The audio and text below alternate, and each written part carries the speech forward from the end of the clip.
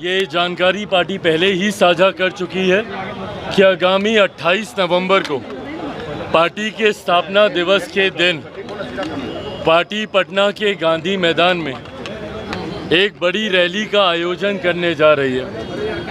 एक लंबा समय हुआ जब हमारे नेता आदरणीय रामविलास पासवान जी थे, उस वक्त पार्टी ने आखिरी बार गांधी मैदान में बड़ी रैली का आयोजन किया था।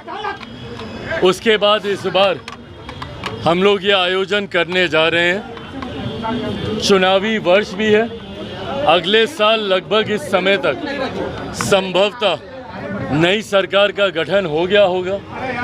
ऐसे में गांधी मैदान से चुनावी शंखनाद की भी ये शुरुआत होगी। गांधी मैदान की रैली के बाद लोक जनशक्ति पार्टी रामविलास पूरी तरीके से चुनावी मोड में आ जाएगी। प्रत्याशियों के चयन की, सीटों के चयन की ये तमाम प्रक्रियाएं इस रैली के बाद शुरू हो जाएंगी। रैली की तैयारियों में क्या क्या प्राथमिकताएं हैं, आने वाले साल में पार्टी की क्या रणनीति रहेगी, इन तमाम विषयों को लेकर चर्चा हुई। अभी ये चर्चा चलेगी। हमको दिल्ली वापस जाना है, मंत्रालय का कार्य है, पर अभी ये बैठक कुछ समय और चलेगी और तमाम लोगों को जिम्मेदारियां तय कर कर जवाबदेही बांधने की सोच के साथ आज का ये कार्यक्रम बुलाया गया था। कोई नाराजगी आपकी तैयारी और दूसरा सवाल लेटरल एंट्री, चाहे आरक्षण, चाहे वक्फ बोर्ड का मुद्दा हो, कई मुद्दों पर आपका सरकार से अलग स्टैंड रहा है, तो क्या अभी भी नाराजगी है? भाई मैं एक बात मैं स्पष्ट कर दूं कि कई ऐसे लोग हैं जो चाहते हैं कि मैं और मेरे प्रधानमंत्री के बीच में दूरियां आएं। मैं बहुत स्पष्ट तौर से कहना चाहता हूं कि उनका ये सपना कभी पूरा नहीं होगा। मैं मेरे प्रधानमंत्री से किसी भी तरीके के विवाद में जाऊं, ये संभव ही नहीं। मैं भी कई जगह देखता हूं कि झारखंड को लेकर एक सीट दी तो चिराग पासवान नाराज हैं। मैं, मेरी पार्टी ना सिर्फ खुश बल्कि पूरी संतुष्ट है कि भारतीय जनता पार्टी ने एक दूसरे राज्य में भी लोक जनशक्ति पार्टी रामविलास को वही सम्मान देने का काम किया जो सम्मान वो हमारे नेता आदरणीय रामविलास पासवान जी के रहते हुए देती थी। उन्होंने बल्कि इस बार तो और सम्मान को बढ़ाने का काम किया गया। 2014 में भी हम लोग को एक सीट दी गई थी झारखंड में लड़ने के लिए, शिकारी पारा की वो सीट। उस वक्त पार्टी बहुत ज़्यादा संतुष्ट नहीं थी उस सीट के चयन से।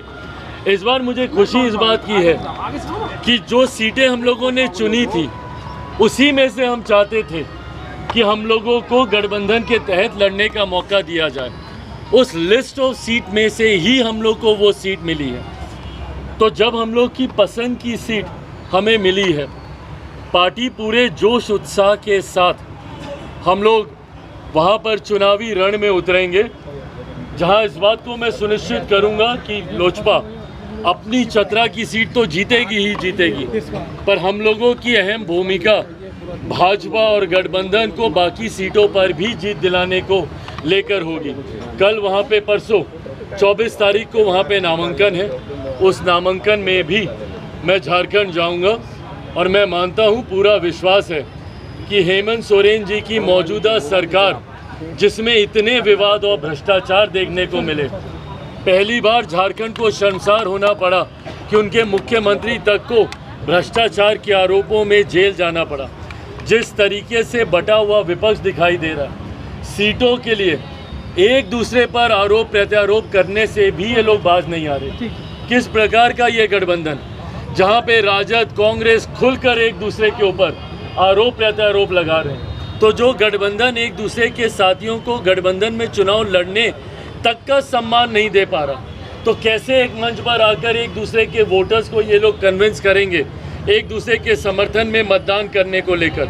मैं मानता हूँ तथाकथित इंडिया अलायंस की एक बड़ी हार, जैसे हरियाणा में देखने को मिली, एक बड़ी हार झारखंड चुनाव परिणामों के बाद देखने को मिलेगी और एक मजबूत एनडीए की सरकार जो आज की तारीख में ज़रूरत है झारखंड के विकास को लेकर, वो सरकार हम लोग झारखंड में बनाने जा रहे हैं, इसमें कहीं कोई संदेह नहीं। Thank you.